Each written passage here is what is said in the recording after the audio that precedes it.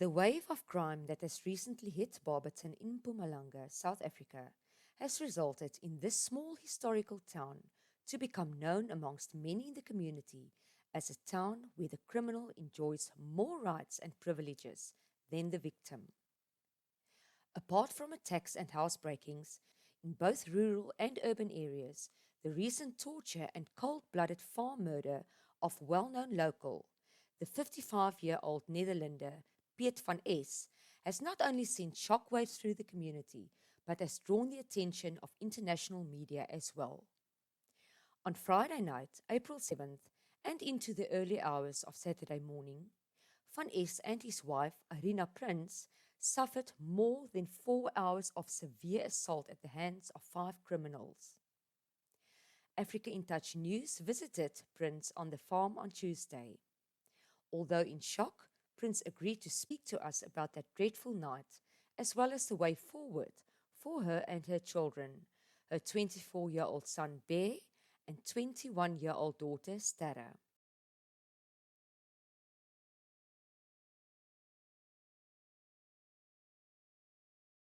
Then like 8:30, 8:45 maybe. I was walking inside to, I don't know, just walking inside to fetch something. In a moment, I walked up there. 3 guys with guns and clavers. They appeared out of nothing. And they said, inside, inside. But and they took the cell phone, so you couldn't like help or whatever. There was nothing we could do. So they tied us up. And they said, how many more people in the house? So I said, my husband is upstairs. And they ran upstairs. They called him, and I heard him screaming. And the only thing from that time on was like a 4-hour torturing. Then I came loose, so I thought, fuck that. I'm out of here. I'm gonna like get help. But they saw that I was loose because they wanted to take me upstairs. They asked, where's the safe, where's the money? I said, we don't have money, there is nothing we have. They took my rings, and I have them from my dad since I'm 17, you know, my parents. And they took my wedding ring and the ring my husband made for me. And my parents' ring I put in my mouth. But when they hit my head so hard, I spit it underneath the couch, and they found it as well. Then they took me and they said, where is the safe? Where is the safe? I said, it's in one of the rooms. But chill, guys. Hey, hello, I'm from Holland. I'm not a South African. Take whatever you want. But and I heard, in the meantime, my husband screaming upstairs. I couldn't go to him because we were like cuffed. They took me to one of the sleeping rooms. They took the garbage bag, all the garbage out. They put it around my head. Cut my clothes off with a sword. Yo, Zorro. A sword? A sword. The panga. Yeah, it was not a panga. It was a sword. Sword. Yeah. And then they said, I'm gonna rape you. I said, okay, go for it. And I said, where's the money? And they put that. Then it jumped on my chest to get the air out of my lungs. That I was like, and then I pretend that I was dead. Like, and but they didn't rape me. It's also like, okay. I think I passed out for a while. Then they dragged me upstairs, and I said, guys, relax. I'm old. My knees were not working so well. Then they kicked me off the stairs like 3 times. They dragged me up, and you know what? I don't know. Then I saw my husband like screaming, like help, and blood everywhere. He said, don't hurt us. Take whatever you want, but don't hurt us. And the only thing I saw, because he had like handcuffs on his back, and his legs were also like with the speaker cables tied up. And they were hitting him like non-stop, on his head, on his chest, on everywhere. So yeah, I don't know how to. And then I played that again. And they tried to strangle me in the waterbed. This guy came with a knife. He said, what's in the bed? I said, water. And he stabbed it, and the water came out. So they checked all the beds, they checked everything, they opened all, it had 4.5 hours. It's all, everything is gone. And I don't mind about the stuff. But why do you have to take my husband? He was such a gentle soul. He never hurt anyone. And then I screamed so hard on the deck. And then the neighbors heard me, so the neighbor shot he fired a shot. But he never came to us. I think he was also in shock. And then Heiter came. He still hasn't come to you, huh? No, he only walked to the fence. Okay. It's okay. Working right. Not properly. That you are staying strong. I for have now. to. Yeah. Because I have to organize so much. Oh, Because well. my husband has to go home and have a proper burial that side. I don't want to leave him here. He said to me last week, if we stay here, I will die. No. Not even a week later, they killed him. Tell me, as far as the police go, what are your feelings towards Okay. the South African Police Service at this moment, or wouldn't you like to say anything? No, it's okay. Okay, Of course will I you, can say. okay. What happened, and how do you feel about it? Now, because the Dutch police is pushing them a lot. Now they're doing a lot, everything. But when they came here, they came in like, hello, how are you? Like, are you kidding me? Are you kidding me? And I think they never took fingerprint because I have never seen any residue or powder. You know, when you, The black when residue part. and then they said, no, this is professional. I said, really? With a camera? You can't take a picture of a bloody fingerprint. Yeah, they did take photos. They took photos, yeah. And I gave them all the information they needed. Then they came back the next day, and they maybe strange. You know how they sit, eh? It's like this. How can I don't have a party here? Then I have to give all the information again. Okay. Anyway, so they were like hanging in the couch, and then the previous night there was a lady. And she said, I remember you from the rape case of your daughter 10 years ago, because my daughter is raped. And yeah, I know you. Yeah, hey, Esther, how are you? It's like Esther we are all in shock. And she walked with me through the house, and she said, oh, that's nice. What's that? I said, that's a wine cooler. I won it once at Pick and Pay. She said, are you leaving? I said, yeah, I'm leaving. Yeah, you give it to me. I thought... And then I said to her, you know what? You, out of my house now.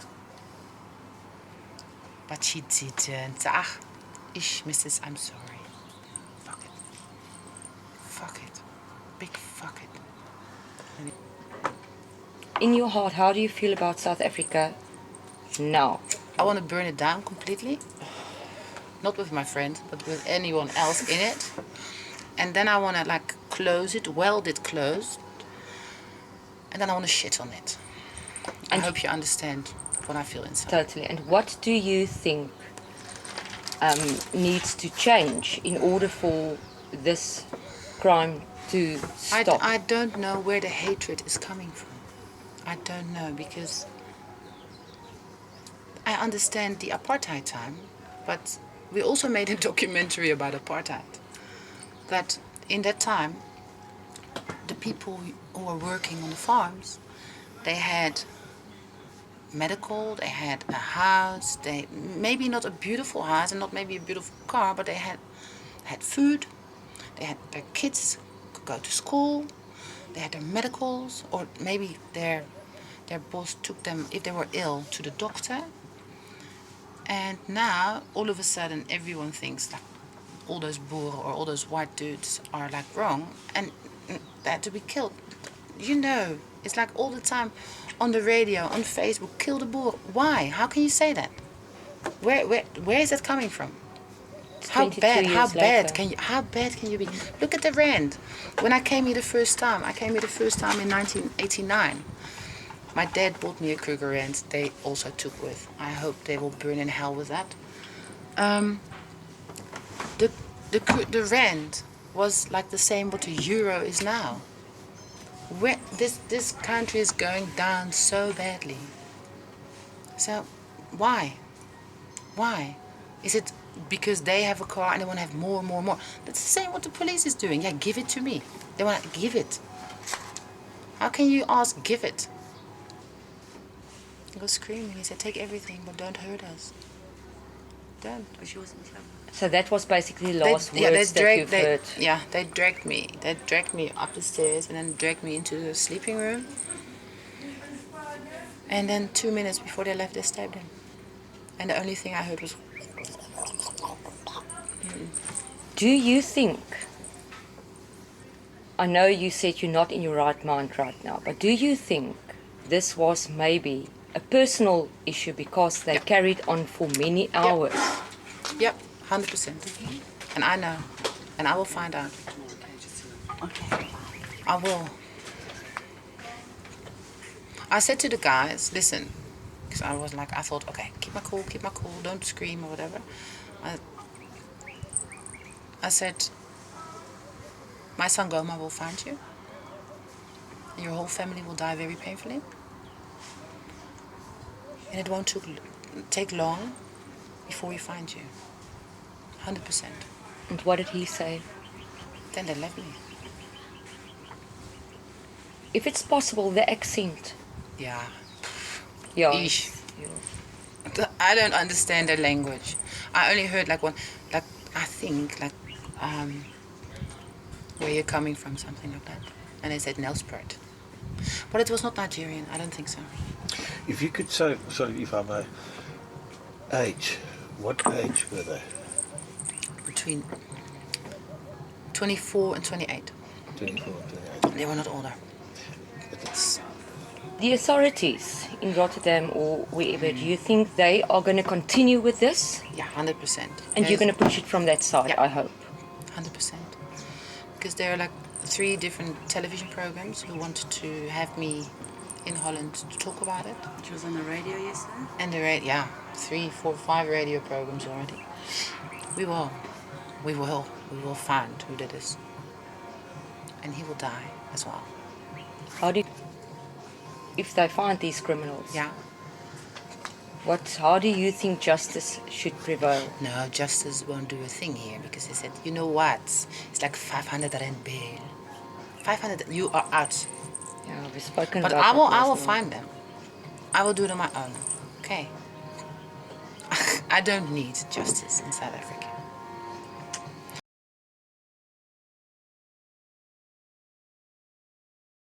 We had, because my son was working in 2010. Was it 2010? Yeah. He was working. He was 16, so young. No, he wasn't 6. He was 18. He was 18. Yeah. Someone went to Home Affairs and told where he was working. They tried to catch my husband. They were working for Steel Engineering already. And that's why my husband went to Mozambique. My son also went with. My husband just ran out or just jumped in the car and they grabbed my son and they put him in jail for 5 days between killers, rapers, murderers. Because he was working. Because he was working. Oh my God.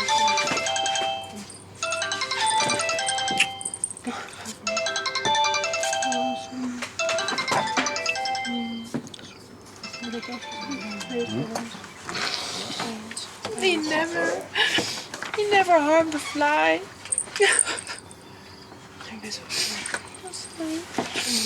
He never harmed anyone. He was really on his own. And he... sorry. There we go. I'd never deserved this. And neither did my mom, not at all. Cara, jullie kan. I love you too. You must be very thankful that your kids weren't here. I'm It would so... have been Then we were all, then we were all been dead. family murder. 100%. I mean, I would have got Yeah. raped and killed, and my brother also. So, No. well, killed at least. I've never knew We had that so love we and had so many people. amazing friends. It's like You're in South Africa now. as well. And Holland, Yeah, and it's all like over the everywhere. world. It's all over like the world. your Everyone that knows us phoning from everywhere and the support, and they're helping to raise money to even get my father over. And they're here to try and bring food, and they it's very come, nice. they come and like look now. Yeah, like Nikki Nikki. helping have a problem like leaving, because I mean I was here since I was 3 years, but after this the place doesn't mean anything to me anymore. Really.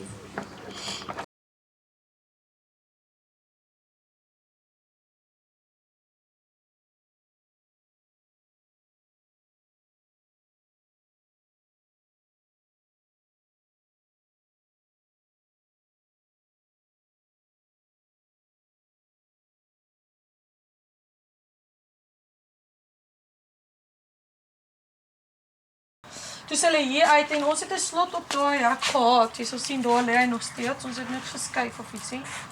Ek het foto's geneem en dan het hy heeltemal oopgestaan, so hy het hierdie deel mors afgehardloop en die binne in die huis is so 'n teleskoop vir die sterre. Hulle het hom ook uitgehaal en hier buite neergesit. So hy was nog besig om goed uit te dra toe die honde hom vasgekeer het. En jy sien hulle is 4, hulle is klein, maar hulle is baie aggressief en hulle is 4 van hulle, so hulle het hom gebyt. Ons weet hulle het hom gebyt ook. Dis Julle het nie self die mense gesien nie. Hulle het gelukkig daarom as gevolg van die feit dat julle hondjies wakker was en nogal aggressief was. Yes.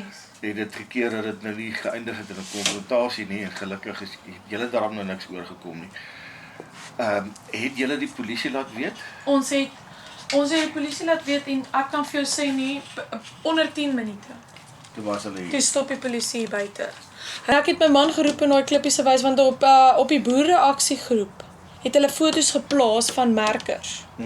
Toe sê ek vir hom in hierdie klippies wat in die hoek is, lyk soos die foto's wat hulle geplaas het wat sê as daar inbraak gaan wees of hulle merk jou huis, dan sit hulle gewoonlik iets by jou huis. Dan het hulle foto's geneem van die goed wat hulle gebruik om die huise te merk. En daai klippies is daar gesit en toe ek kyk vir die betekenis wat die polisie daarby gesit het, toe sê dit dat hulle het jou huis gemerk, maar jy het honde. So ek het dit ook vir die polisie gewys, maar voor die tyd het ek vir my man dit geroep en toe vir hom gesê, dit is wat dit beteken, ek dink ons moet oplettend wees. Maar toe was ek so lank weg. Ek het gisterand eers 6 uur by die huis gekom van die kursus af van Pretoria. So, toe besluit hulle nou op die aand wat ek terug is, hulle gaan nou inbreek. Maar ek het wel 1 uur se kant het ek opgestaan. Toe word ek wakker, toe voel ek asof ietsie lekker is nie. Toe kom sit ek in die TV-kamer. Toe sit ek die huis se ligte aan. Toe sit ek hier seker vir 'n uur lank wat ek hier gesit het want jy weet ek wil nou nie net wakker maak, ek wil luister of ek iets hoor. So toe sit ek die buiteligte en alles rondom die huis aan dat hulle kan as daar iemand is kan sien. En dis hoekom hulle seker eers 4 uur ingebreek het want ek het eers omtrent tussen 2:30 gaan slaap, 2 uur 2:30. En hulle het eers omtrent 4 uur hier ingekom. So ek seker hulle het maar buite gesit en my dop gehou. Die polisie se optrede, hoe sou jy dit beskryf? As jy tevrede het hulle gedoen? Ek is regtig baie beïndruk met hulle hoor. Hulle was baie vinnig hier en hulle was baie ordentlik, baie netjies, op hulle tyd mooi geluister, alles gekyk, hier gepatrolleer, al die bome gery, die mense gaan sien wat hier werk, want daar's werkers wat in die hoek bly van hierdie area. Daar's huisies daar. En ek het vir hulle daarvan in kennis gestel en hulle het soontoe gery, daar gaan kyk, daar gaan ondersoek. En hulle was baie ordentlik en regtig agter mekaar. Daar was niks snaaks nie en ek was verbaas hoe vinnig hulle het regtig baie vinnig hier aangekom. Ek nie klaar nie hoor. Sê maar, hulle het nie die televisie gesteel, né? Televisie in my handsak. In jou handsak. Gelukkig het ek is nie 'n persoon wat baie kontant dra nie. So ek het nie kontant ek bære nooit kontant in my handsakkie. So daar was omtrent van die tolhekgelde wat ek mee teruggery het, omtrent so 200 of so. Tussen 200 en 300 rand in my kontant en my ID-boekie ongelukkig en my bestuurslisensie. Wat nou jammer is, my bankkaart het ek gestop. Maar daar's nie kodes en sulke snaakse goed daarin nie.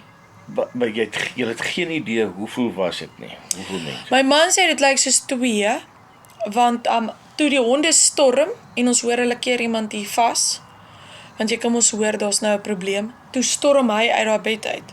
En hy is omtrent amper 2 meter lank, so ek dink hulle het hulle bietjie half mal, want hulle het klaar vir die honde geskrik, maar toe hy om die hoek kom, toe sien hy net hulle agterkant hier uit, en hy sê, ons TV is 'n baie groot flat screen, daai 42 inches gewees. Hy's regtig groot, so hulle moes meer as een gewees het om hom te kan dra. So hy het net gesien die agterkant van 'n rug toe hulle hierdie hek slaan. En hy hoor net 'n geslag en hy sien die agterkant. En hy sê hy dink dit was 2.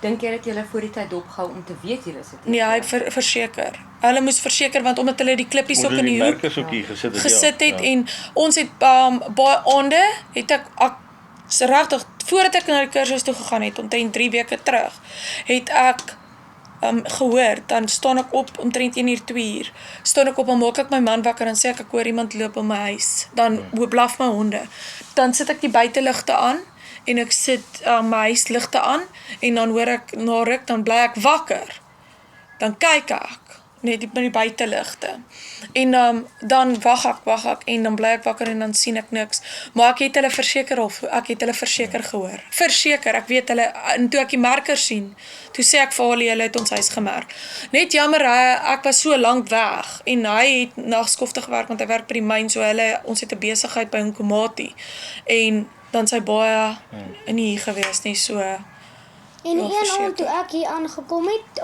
dan toe die honde is oop, maar my ma vra my, hoekom is die honde hier, ons moes dan die hekkie toegemaak het, toe, ek dink 2 keer in een aand, toe kom ons hier aan, toe is die hekkie oop, toe jaag ons die honde terug, toe maak ons terug, toe is die honde weer terug daar, toe is die hekkie wat 2 keer oop was.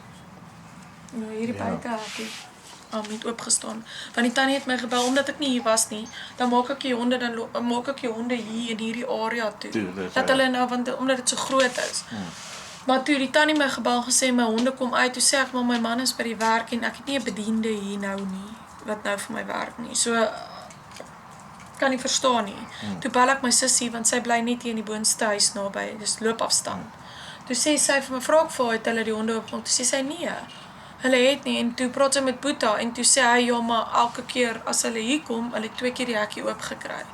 So toe sê ek vir die tannie, hulle moet asseblief kyk of die werkers hier inkom om iets te kom verwyder, maar hulle moet asseblief net vir my kyk. En so ek weet hulle het definitief ons dopgehou, verseker. Ja, gaan maar algemeen is die veiligheid goed hierso. Nog nooit probleme het julle 'n plan van aksie, sou daar iets fout gaan, het julle kontak met mekaar, afgesien van selfone? Ons het kontak, maar die eienaar, ons het nou gepraat om 'n Afriforum groep te stel.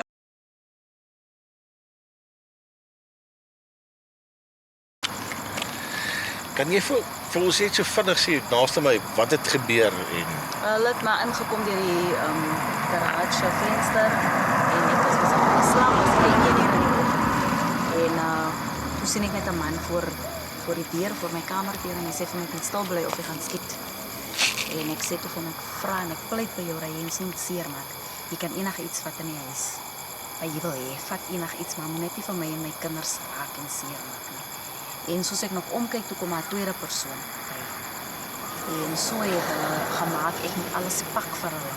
My TV, my selfoon, my laptop, tablets, DVD-players, alles gepak. En ek het dit toe in kombers ingepak, hulle het my gedreig om het in die kar te sit. En ek het in die kar gesit. En soms het hulle uitgery dit met my kar tot in die bos in. En goed uithaal. Toe ek in die bos kom, is daar waar ek kon weghardloop. Van my kar is mos nog al outomaties en jy hoef nie die sleutel in te druk nie. Die sleutel het maar net daar gelê. Ek het seker gemaak is in die kar en onder die bank, onder die sitplek. My kar gestart en ek het daar weggery, maar dit was obviously mos nie maar nou die hele 2 ure se soebattery in die huis en ek ons nie moet seermaak en my kinders moet seermaak nie. En toe daar uit saak gemaak, die polisie het gekom en ons het gery in die hele lokasie rondgesoek vir hulle. Die polisie het regtig hulle kant gebring. Hulle het gery en gedink aan voertuie wat hulle gesien het en mense gaan opsoek van hy voertuie en hulle gaan vra. Hoeveel mense was dit wat jou aangeval het? 2. En as jy naaste by moet skat, hoe oud is hulle? Baie jong. 21, nie ouer as 22 nie. Dink jy dit is plaaslike mense of? Definitief plaaslik. So Ek wil nie gehad dat ek met hulle sien nie. Ek vermoed seker dat hulle my seker al gesien of as ek hulle sien gaan ek hulle ken. Maar dit is plaaslike mense wat hulle ken die omgewing. Hulle het my mooi gedirek waar moet ek hulle gaan aflei. So hulle weet hulle ken hierdie plek goed.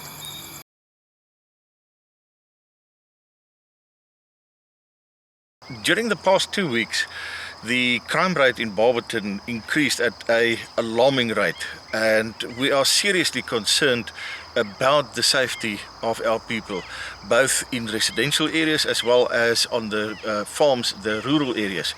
During the recent 2 weeks, we had housebreakings, numerous housebreakings in town. We had car theft, motorbike theft, and then now recently farm attacks where unfortunately one of our farmers was stabbed to death. And these kind of things cannot be allowed to continue. We need to step in and start and stop this. We have another 2 attacks last night, one on the farm and another one in town, but just on the outskirts of town. Luckily, these people didn't get hurt, but they lost belongings. From the Democratic Alliance side, we are proposing the rural safety units to be re-implemented as a matter of urgency. We need these units to come in, to be re-implemented so that they can identify hotspot areas. Together with those units, we have a reaction unit, units that can patrol the rural areas, that can assist the police where they cannot be at all the times. The police didn't provide any comfort, they didn't provide any protection. These people were brutally attacked. They have lost a husband and a father, and some of the police members even had the audacity to ask and say, can we have this or can we have that? It's totally unacceptable. And if we're looking the general perception from the community in Barberton at the moment, they don't trust the police. They rather go to high tech and say, high tech, help us, because they know they get help and they know they are there. But people start getting scared of our own police. And we need to get the police to get their act together. But then we also know that they are overloaded with work, they don't have all the equipment, they don't have all the staff, and we need to give them what they need to do their jobs. So we cannot just criticize all the time. We also know that there's a lot of shortcomings, and the government need to look at the police and the shortcomings within the police. And one of the shortcomings is our rural safety units. And if we can do that, that can give protection and safety to our community and our people in the rural areas.